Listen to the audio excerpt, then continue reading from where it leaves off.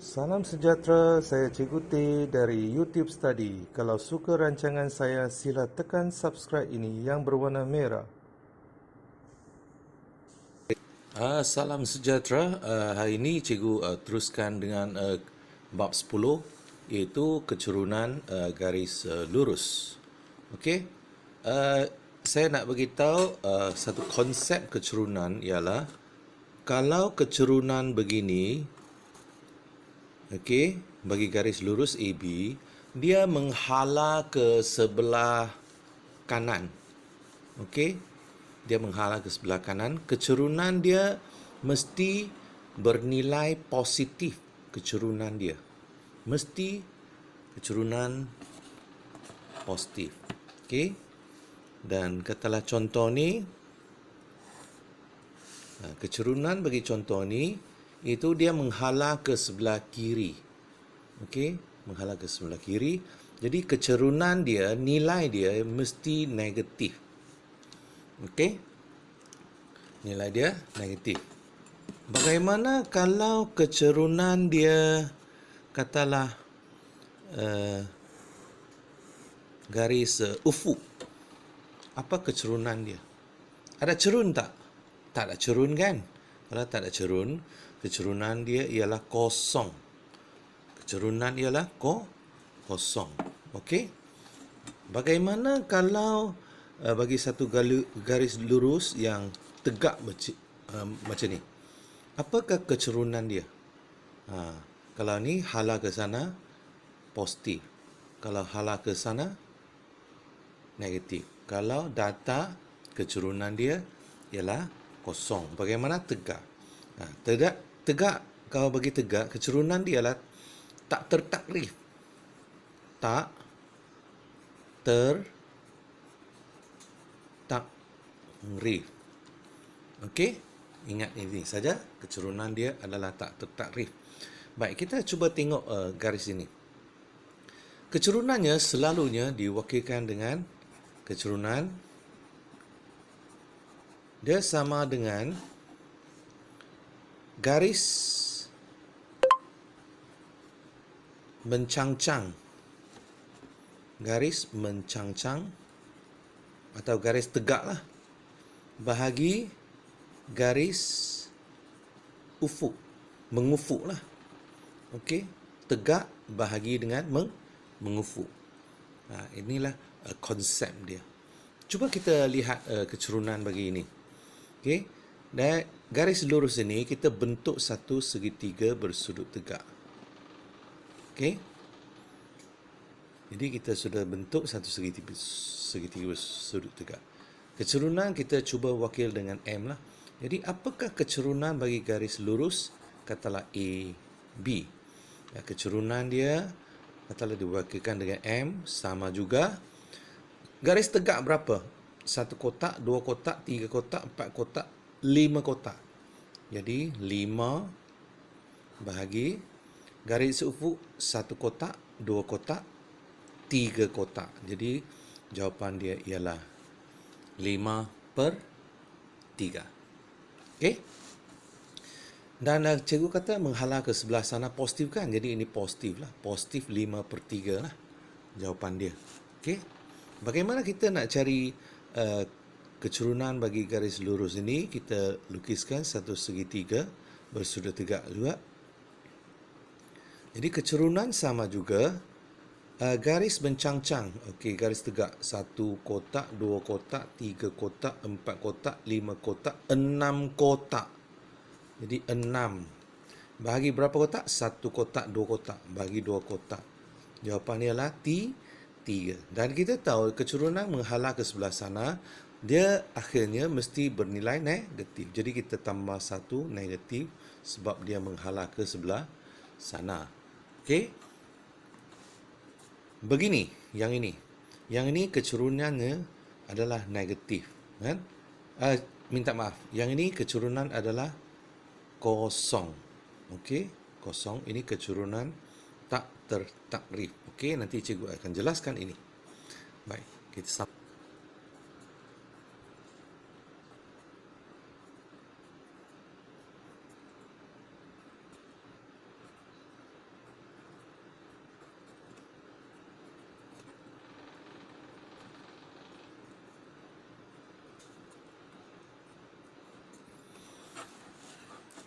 Okey, kita cuba lihat ini Satah Cartesian. Ini ialah paksi X, yang ini ialah paksi Y. Cuba kita cari uh, kecerunan bagi titik ini, katalah A, ini B. Okey, bagaimana nak cari kecerunan AB?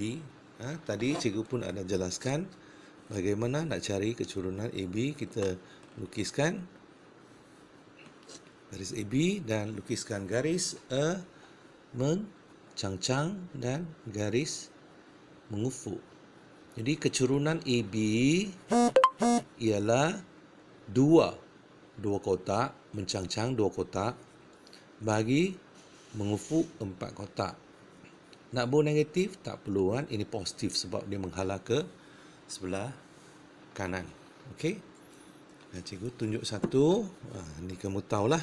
Yang ini ialah kecerunan mesti bernilai negatif. Katalah C, ini D. Okey.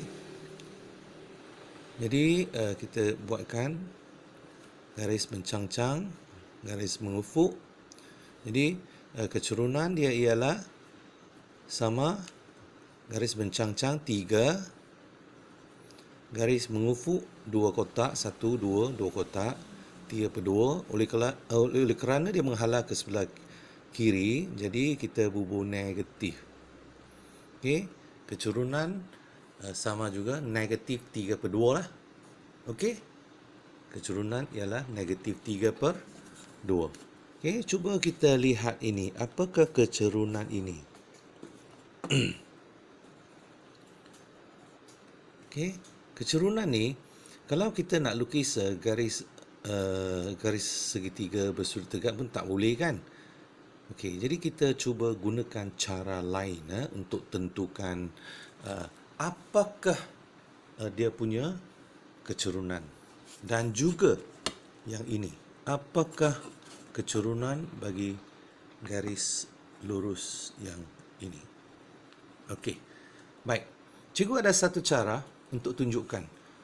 Selain daripada kita gunakan kecerunan sama juga garis mencangcang bahagi garis mengufuk, jadi kecerunan ini boleh diwakilkan dengan Y2 tolak Y1 bahagi X2 tolak X1.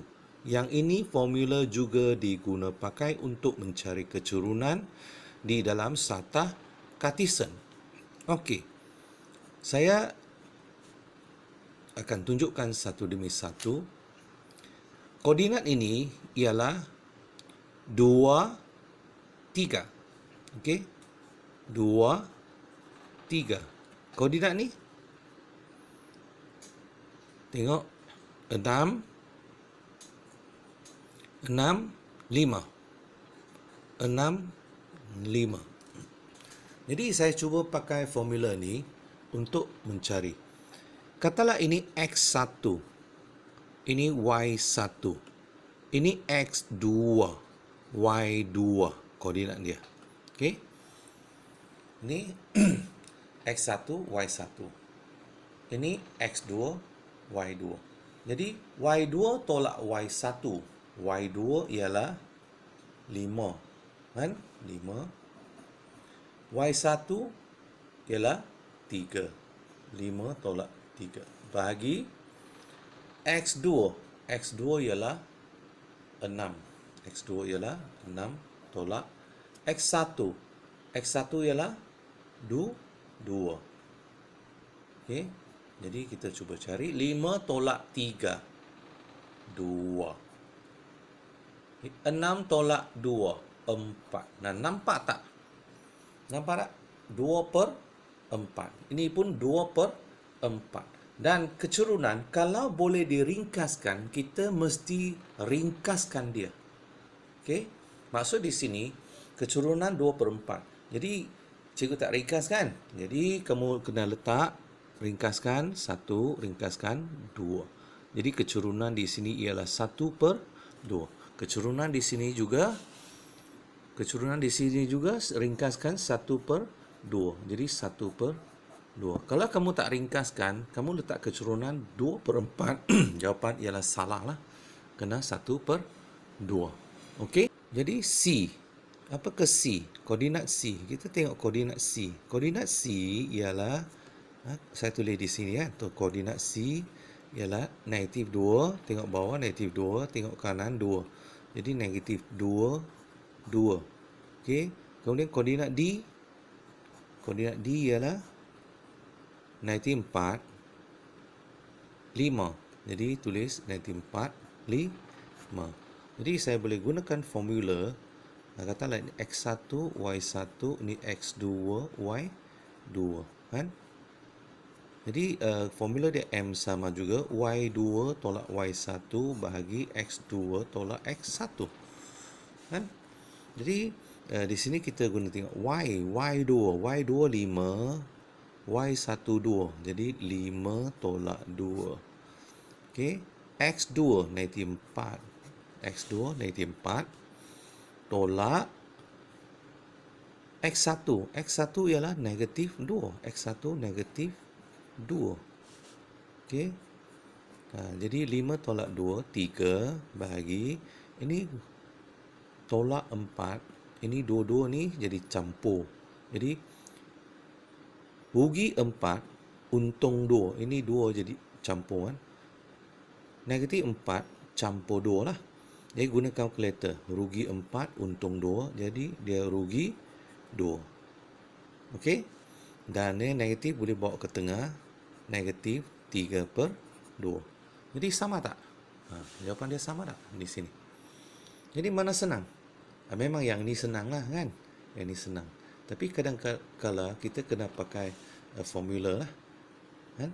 Kadang-kala kita kena pakai formula sebab dia tak letak di sini. Dia bagi 2 titik ini. Kita cari keturunan. Jadi terus kita guna formula. Bagaimana kita nak cari keturunan bagi titik yang ini dengan yang ini? Okey? Baik. Katalah titik ini nama dia ialah E, F. Jadi apakah koordinat E? Koordinat E ialah tengok atas 1, tengok tepi -2. 1, -2. Untuk F, titik F, atau koordinat F, 5, -2. Jadi F ialah 5, -2. Okey. Jadi kita gunakan keturunan sama juga. Ini X1, Y1, ini X2, Y2. Guna formula Y2 tolak Y1 bahagi X2 tolak X1. Jadi Y2 ialah -2. Kan? -2. -2. Okey. Tolak ni ya, Y2 -2 kan. Tolak, ditolak. Y1. Y1 ialah -2 lagi. Okey. Bahagi dengan X2. X2 ialah 5. Tolak. X1. X1 ialah 1. Okey. Dan akhirnya dia akan jadi -2. Ini jadi campur 2. Bahagi dengan 5 tolak 1, 4. Jadi 0 bahagi 4. 0 bahagi 4, guna kalkulator, kamu akan dapat jawapan dia 0. Sebab tu tadi cikgu kata keturunan bagi garis EF ialah 0. Okey. Sekarang kita teruskan dengan mencari keturunan bagi titik GH. Katalah garis ini kan. Titik ini G, titik ini H. Kita nak cari keturunan dia. Jadi kita tuliskan koordinat dia itu. Apa koordinat G? Koordinat G ialah -4, -2. -4, -2. Apa koordinat H? -4, -6. -1, -2, -3, -4, -5, -6. Okey, jadi koordinat H ialah -4, -6. Okey. Jadi kita guna formula Y2 tolak Y1 bahagi X2 tolak X1. Di mana ini ialah X1, ini Y1, ini X2, ini Y2. Jadi cuma ganti saja Y2 ialah negatif. Ini kita letak dulu. Ini kita letak dulu, senang. Okey. Y2 ialah negatif 6. Okey, Y2 negatif 6. Y1 negatif 2. Okey. X2 negatif 4. Tolak. X1 negatif 4. Okey, ya, kita cuba selesaikan di sini. Ini tolak 6, ini jadi campur 2. Ini negatif 4. Ini negatif jadi campur 4. Okey. Dan ini pakai kalkulator. Rugi 6, untung 2, rugi 4. Ini rugi 4, untung 4 kosong. Cuba kamu gunakan kalkulator untuk kira negatif 4 bahagi dengan kosong. Kamu akan dapat synthetic error. Maksudnya dia tak tertakrif. Kalkulator pun tak boleh kira negatif 4 per kosong. Error lah. Jadi maksudnya jawapan kecerunan bagi garis tegak ini ialah tak tertakrif. Okey?